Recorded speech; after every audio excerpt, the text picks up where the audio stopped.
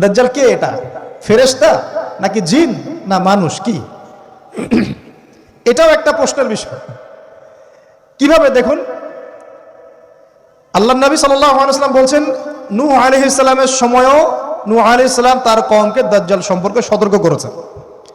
তার মানে পৃথিবীর সূচনা থেকে সে পৃথিবীতে ছিল এবং সে বের হবে শেষ জামানায়, এবং বের হয়ে সে তার অনুসারীদেরকে নিয়ে বিশ্বটাকে শাসন করবে।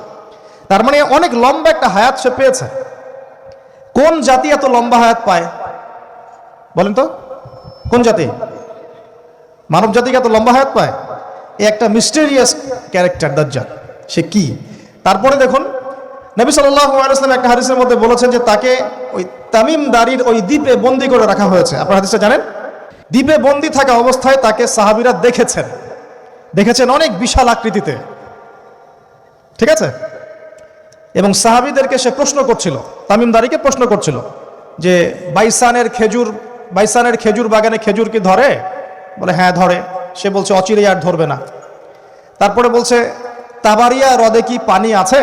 সাহাবীরা বলছেন আছে। বলছে অচিরেই পানি থাকবে না। তোমাদের ওই উম্মি নবীর কি খবর? তখন সাহাবীরা বলছেন যে তিনি মক্কা থেকে মদিনায় হিজরত করে এসেছেন, বদরের যুদ্ধ হয়েছে, বালতির মতো তার অবস্থা, একবার এদিকে পাল্লা ভারী হয় একবার এদিকে পাল্লা ভারী হয়। মানে বদরে জিতেছেন, উহুদে বিপর্যস্ত হয়েছেন। তখন এই ব্যক্তি বলছে যে তোমাদের জন্য উত্তম হবে ওই ব্যক্তির অনুসরণ করা। দাজ্জাল এই কথা বলছে, তোমাদের জন্য উত্তম হবে ওই উম্মি নবীর অনুসরণ করা। তখন সাহাবীরা জিজ্ঞাসা করছেন আপনি কে? তো সে বলছে যে আমি হচ্ছি দাজ্জাল। আমাকে অচিরেই এখান থেকে মুক্ত হওয়ার অনুমতি দেওয়া হবে, তখন আমি এই পৃথিবীটাকে শাসন করব। তো এখানে সাহাবীরা দেখে আসছেন, যারা দেখে আসছেন তারা পরে ইসলাম কবুল করেছেন। তখন তারা মুসলিম ছিলেন না, খ্রিস্টান ছিলেন। কথা বুঝতে পারছেন? আর এখানে আমরা তাকে একটা বিশাল দেহি দেখলাম, শিকল দিয়ে বন্দী। আবার নবী সাল্লাল্লাহু আলাইহি ওয়াসাল্লাম একদিন মদিনার মধ্যে উমর রাদিয়াল্লাহু আনহুকে নিয়ে হাঁটছেন, সহিহ মুসলিমে আছে। খবর পাওয়া গেল যে মদিনায় একটা যুবক ছেলে আছে, ইহুদি মায়ের সন্তান একটা যুবক ছেলে, যার চুলগুলা কোকড়ানো, চোখটা একটু ফোলা, যার আলামতগুলা দাজ্জালের সাথে মিলে যাচ্ছে।